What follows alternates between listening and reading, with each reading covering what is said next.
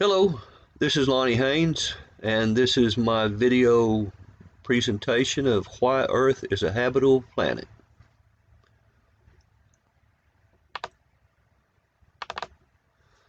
So as an overview, I'm going to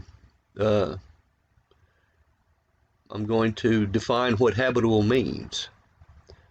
And to be habitable, it requires a suitable temperature, it requires liquid water, it requires a suitable atmosphere,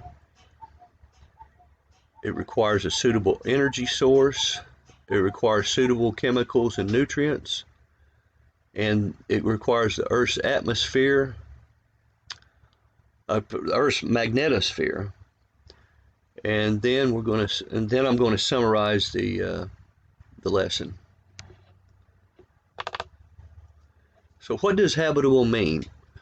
NASA defines the criteria for habitability as extended regions of liquid water, conditions favorable for the assembly of complex organic molecules, and energy sources to sustain metabolism. NASA's definition sets a minimum bar, but for life as we know it on Earth, you might say that the Earth is very habitable. The Earth exceeds the minimum criteria that NASA sets out for habitability. And in the background picture, there's the Saturn moon Enceladus. And some people have theorized that there's liquid saltwater oceans beneath the surface, and some people have theorized that there may be some kind of rudimentary microbiology going on in there. But life as we know it here on Earth requires the following. It requires a suitable temperature. Life seems to be constrained to temperatures between minus 15 degrees C and 115 degrees C. Liquid water can still exist in certain conditions at the low point of minus 15 degrees C. Any higher than 115 degrees C, and genetic material begins to break down. Many places on Earth are clearly within this range.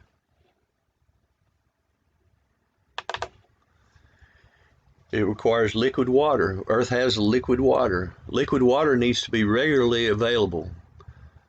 Some organisms can go dormant for dry periods or extremely cold periods, but eventually liquid water is needed to sustain that life.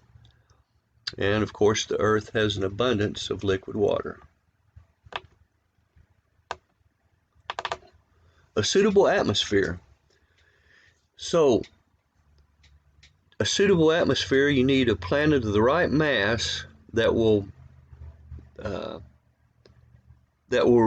has enough gravity to retain all those molecules needed for life. And the atmosphere needs to allow the surface to be warmed while protecting the life from harmful radiation and burning up harmful meteorites as they hit the atmosphere. The Earth has the right mass to sustain an adequate atmosphere of the right chemicals, and the atmosphere is mainly composed of oxygen, nitrogen, carbon dioxide, and water vapor. Okay, the Earth has a suitable energy source.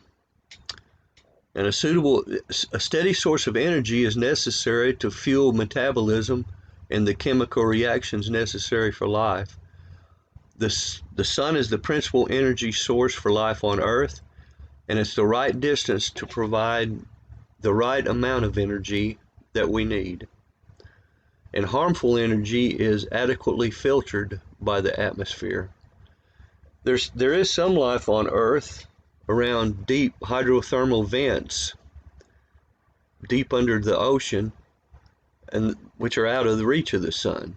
But the heat from the thermal vents supply the energy that's needed for life around those vents.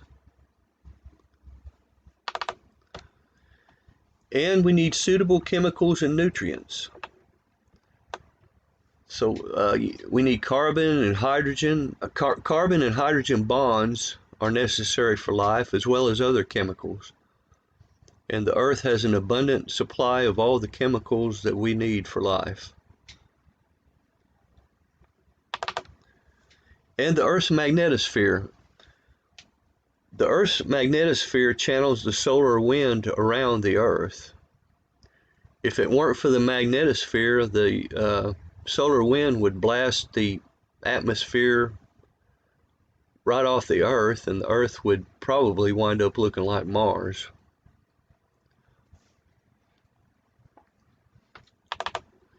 To summarize, Earth is the only body that we are certain supports life.